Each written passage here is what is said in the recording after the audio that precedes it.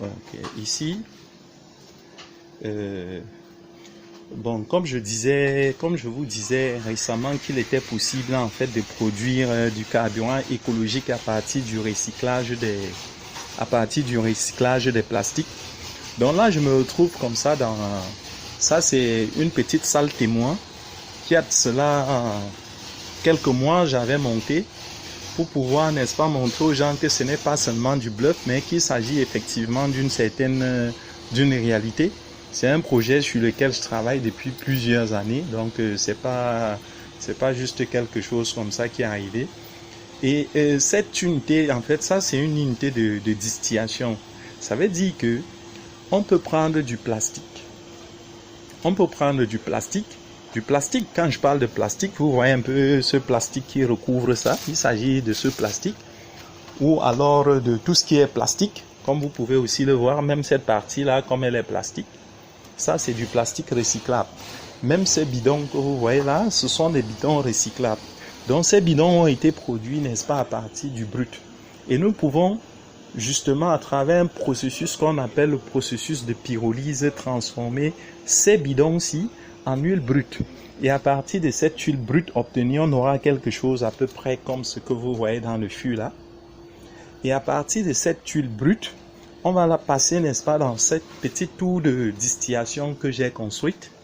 Et de cette tour de distillation, n'est-ce pas, on va ressortir avec du diesel brut, avec de l'essence brute, ou avec même de l'huile de vidange. Donc tout va dépendre, n'est-ce pas, de ce que nous voulons et comment est-ce qu'on va ajuster les différentes sorties au niveau de la colonne de distillation pour obtenir les produits finaux. Donc ça c'est une station de condensation. Ça veut dire que les vapeurs vont sortir de là à très haute température et puis ici ça passe là pour connaître un refroidissement et puis passer là dans les tanks que vous voyez en dessous là pour être ensuite pour sortir maintenant en produit brut. Bon, ça voici ce qui a été procédé.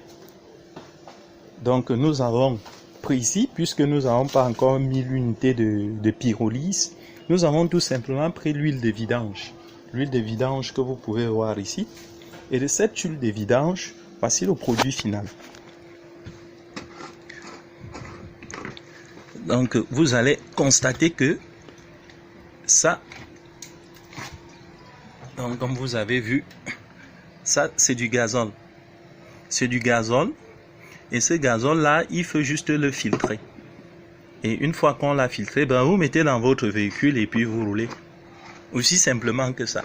Vous voyez qu'à partir de l'huile de vidange que voici, nous avons obtenu du gazole.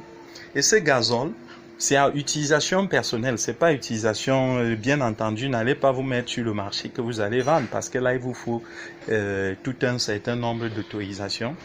Donc ça intervient dans le cadre, n'est-ce pas, des unités autonomes de production parce qu'en Afrique, nous savons que dans les bases arrières du pays, il se pose un sérieux problème d'énergie.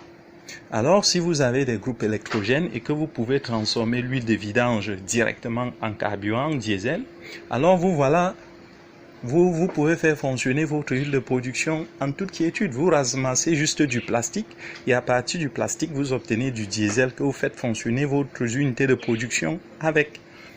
Donc là, c'est la première phase et ça, c'est la phase la plus délicate de ce projet qui a déjà été accomplie parce que la pyrolyse, en fait, ça, c'est une étape très simpliste et il y a déjà sa station qui est montée. Ça veut dire que quand l'unité de pyrolyse est installée, on n'aura plus à monter encore toute une colonne de distillation, toute une colonne de condensation de temps pour moi parce que la colonne arrière que vous voyez là permet justement de traiter les condensats issus de la pyrolyse. Donc voilà une station déjà complète. Tout ce qu'il faut là, c'est juste notre petite marmite ou cuire notre plastique et obtenir du diesel ou du carburant, aussi simplement. Et si vous êtes en campagne, une petite station comme celle-ci vous met en autonomie directe. Vous ramassez les plastiques on en trouve partout, et vous transformez en carburant diesel ou en essence et puis vous faites fonctionner vos machines. C'est en fait dans ce sens-là que le projet-ci est orienté. Bon, beaucoup regardent aussi cette machine qui est là et on se demande à quoi ça sert. Bon, ça aussi, ça c'est un générateur autonome.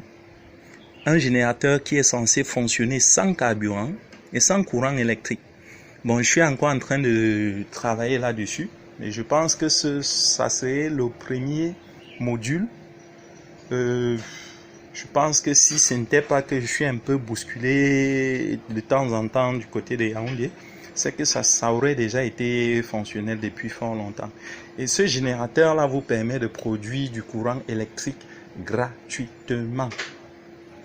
Ce que nous faisons, nous utilisons tout simplement l'énergie cinétique d'entraînement du moteur. Donc c'est un principe physique, c'est assez délicat et ça demande une certaine connaissance des technologies. Donc il faut être un peu pluridisciplinaire, comme vous voyez là. Là vous voyez là, ce sont des régulateurs de vitesse associés à ces boîtes électroniques et à ces dispositifs électroniques que vous voyez là. Et avec des contacteurs et tout ce que vous pouvez voir. Bon là, je l'ai recouvert parce que bon, j'ai laissé l'atelier comme ça. Il ne faut pas que la poussière puisse endommager les choses. Bon, j'ai pas eu le temps de bien finaliser cet atelier parce que je suis très bousculé avec certains problèmes du côté de Yaoundé. Donc voilà un peu. Donc ça c'est... Je vous ai résumé un peu de manière assez rapide un gigantesque projet qui est là et qui me demande juste 1 ou 2 mois pour le finaliser et puis bon, les choses pourront se mettre en route. Donc pour ceux qui sont intéressés, n'est-ce pas, pour faire partie de ce projet, donc vous pouvez me contacter à mon numéro WhatsApp surtout parce que quand je suis en brousse, ce n'est que via WhatsApp. Je ne sais pas comment ça se passe, mais là, nous avons comme CNN. CNN est là, ils ont mis des antennes satellitaires et tout ça. Bon, on a accès quand même à un Wi-Fi dans la zone, ce qui fait que par WhatsApp, on peut me joindre facilement. Donc, tous ceux qui sont intéressés par ce type de projet, où on va mettre en place des unités de production, que ce soit de carburant diesel à partir du plastique, ils peuvent me joindre, ou ceux qui sont intéressés par le projet, n'est-ce pas, de fabrication de groupes électrogènes autonomes. Ce sont des choses qui se sont faites il y a de cela on peut dire des milliers d'années, des centaines d'années, mais que la technologie comme ça, on avait aboli ça juste parce que bon, pour des raisons de business, mais qu'on peut développer à titre d'utilisation personnelle, pas pour mettre sur le marché. Donc si vous avez une usine, et on peut aller comme ça jusqu'à 200 mégawatts. Ah oui, les gens vont penser que c'est du bluff, mais c'est faisable. Donc vraiment, je vous envoie cette vidéo pour que vous réfléchissiez. Et s'il y a des questions, vous pouvez m'appeler en background pour qu'on en discute et qu'on voit comment est-ce que on peut déployer ça dans une certaine mesure. Parce que comme je l'ai dit toujours, dans l'industrie, on n'y va pas seul, on y va en groupe. Parce que groupé, on est plus fort. On ne va pas plus vite, mais on va plus loin. Donc, j'attends vos réactions. Merci.